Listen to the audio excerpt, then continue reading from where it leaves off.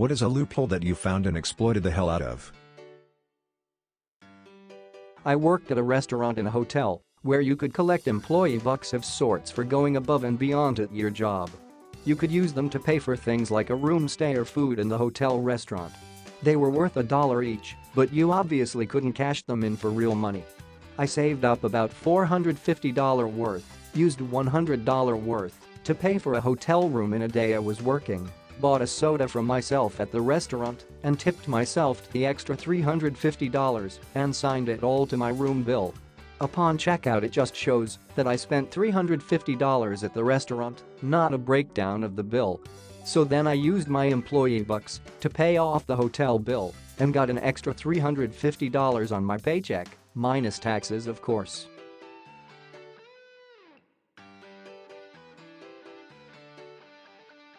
In college there was a parking garage that charged around $2 per hour.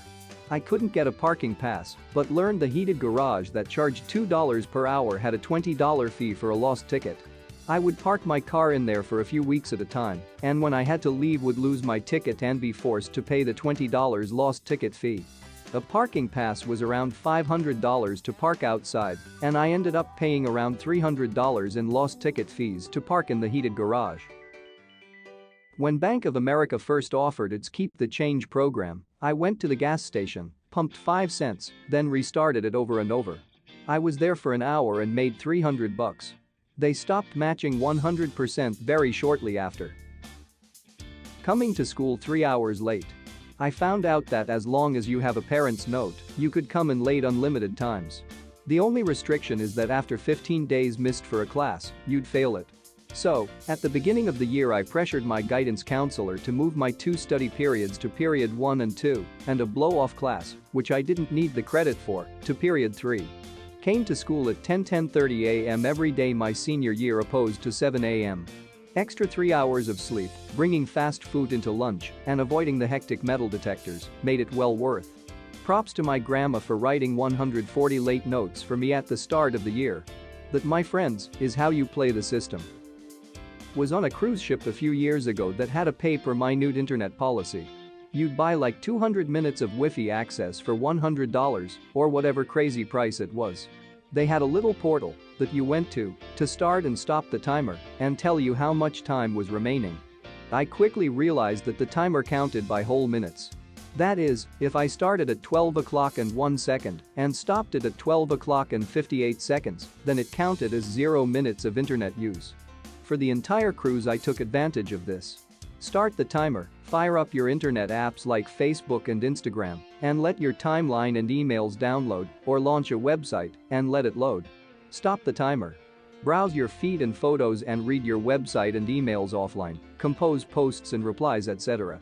Start the timer again to send upload, stop it again within a minute. I milked those 200 minutes for an entire 3-week cruise and still had 45 minutes left over at the end. When I was at university, the pay-for campus printers all worked on a system where you'd print your documents, release them at the printer, they'd print, then after they've finished printing, it would then contact the server to get the cost deducted from your balance. That final step always took a while, and I discovered in my first year that if I cancelled the print job as the final page was rolling out of the printer, it wouldn't deduct the cost from my balance. With this method I got free printing for nearly 2 years before they upgraded the system. Not me, but a friend of mine, among others I'd assume, managed to get an entire sales campaign cancelled that a bank in my country did. The bank tried to promote one of their debit cards, which are basically prepaid credit cards, via some bonuses and gifts you'd get as customer, e.g. one of 20 products you can choose for free if you start using it etc. One of these bonuses they offered was a small payback you'd get after each purchase.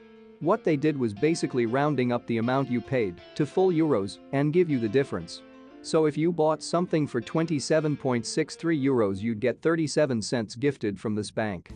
What he then did was only possible because we were university students back then, had very flexible work time and some of our friends were temping in supermarkets. He went to the supermarket our friends worked at times when basically no one else was there and purchased hundreds of single potatoes. Each one equals 1 purchase with the card. Depending on their weight each of these potatoes was like 2 CT or 3 CT, so for each purchase he got 98 CT. or 97 CT gifted from the bank, making him profit about 94 to 96 CT for each potato. He got about €250 plus an unreasonable amount of free potatoes in 2 days with this until the bank called him like could you maybe stop that, and he just shamelessly responded why, to which the bank person on the phone had no good answer. So then he just went on and made some more money until the whole incentive thing got completely cancelled a few days later.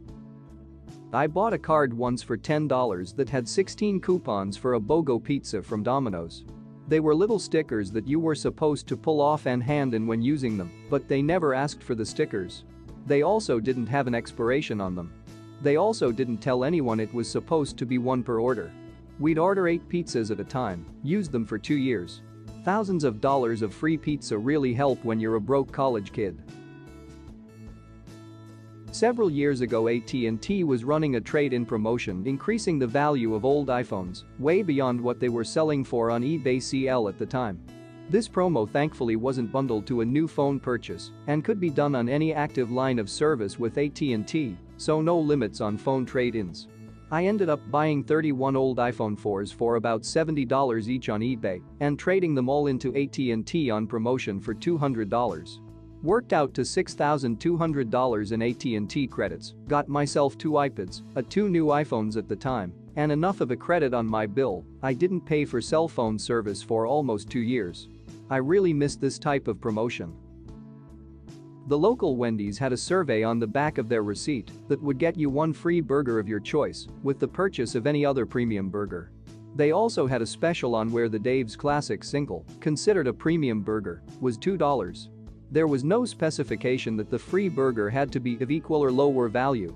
The first time I didn't even make a purchase, just went into the store, found a receipt near the garbage, filled out the survey, got my code, and then ordered their Asiago cheese chicken burger, their most expensive item, with the Dave's Single. 2 burgers for $2. Then of course I had a receipt for that purchase, which led to infinite $2 for 2 burger deals. There's software that generates credit card numbers.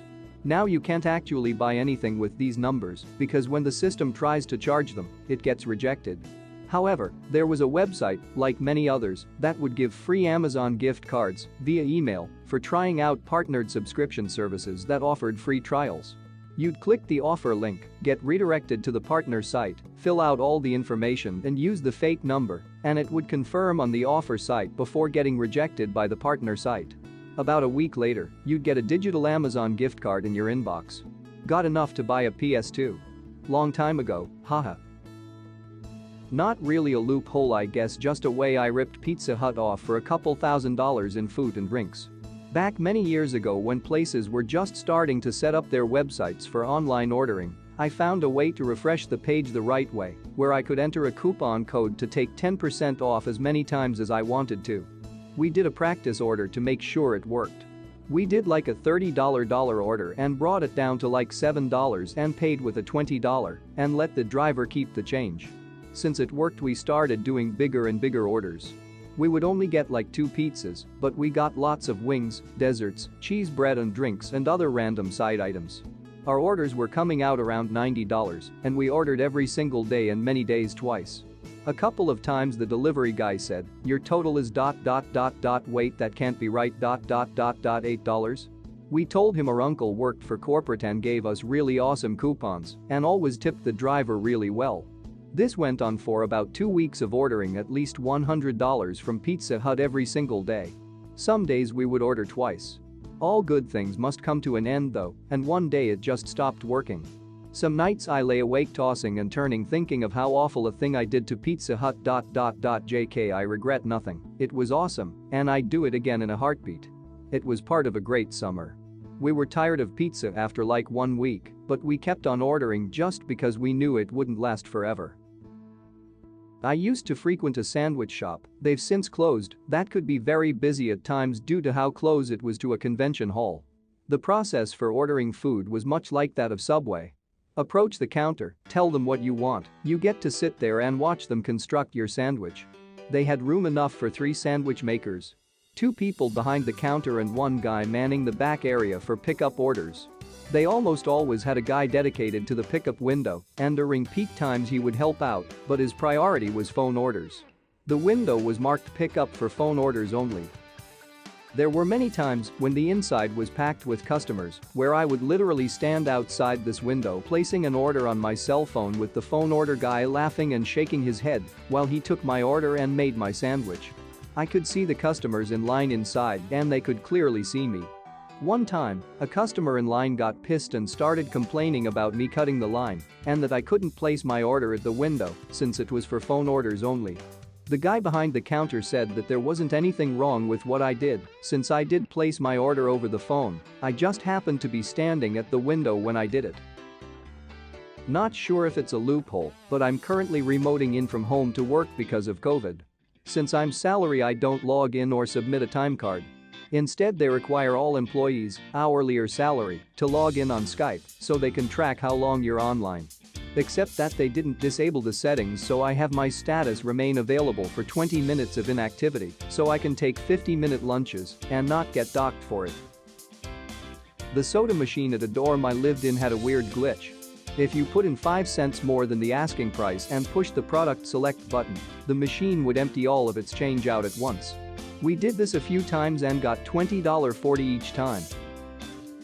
Opened an Amex credit card and the introductory offer was 10% cash back in restaurants for the first year. I worked for a crappy chain restaurant as a server, so I would just stack a few of my large cash tables and put them on my card, then pay it off every week. Made an extra $20-$30 a shift. 1 credit card point for every dollar spent. But up to 5 times for every dollar spent abroad. I've been on a 6-year holiday abroad and they haven't brought it up. I worked in a call center and there was a huge ticket backlog, and every agent was expected to help chip away at the backlog. Most people just grabbed anywhere from 5-10 at a time from the top, sorted oldest to newest. Regardless of the reason, outcome, or length of the call, a ticket closed counted for 1. There were certain tickets, auto-generated, where you didn't have to do anything, you just closed them. Some tickets were abandoned CB tickets the caller hung up, call them back. Others were please call these people and give them this generic info about the product they signed up for tickets. All of these were searchable by phone number, region, product ect. All of this was common knowledge, no gotchas, lost tricks, or hidden tools. As you can imagine, easily exploitable to rack up a high ticket count for extremely little work, but still come out above the people taking the harder tickets. Also, you could avoid being in the available queue by just chain completing the tickets that required a callback. Search for and grab all the do-nothing tickets. 30 closed. Search for all the tickets where the caller was some 800 number, spam calls, close. Duplicate phone number tickets 2 call once, close 5. Search by region, pick a time zone where people are likely to still be at work, call the home PHONE number, leave a scripted BM. For every 6 to 10 calls, 1 would have someone home. There were days where I had an hour or 2 of not talking to any customers. I was top in ticket fulfillment for months. I was credited with getting the backlog to a manageable number. At first I felt bad and thought managers would realize what I was doing and make me play fair. But after I got promoted, I realized that kind of thinking is why I got promoted, and I didn't feel bad about exploiting something that everyone else could have figured out themselves. None of my coworkers ever questioned if I was doing my share of work.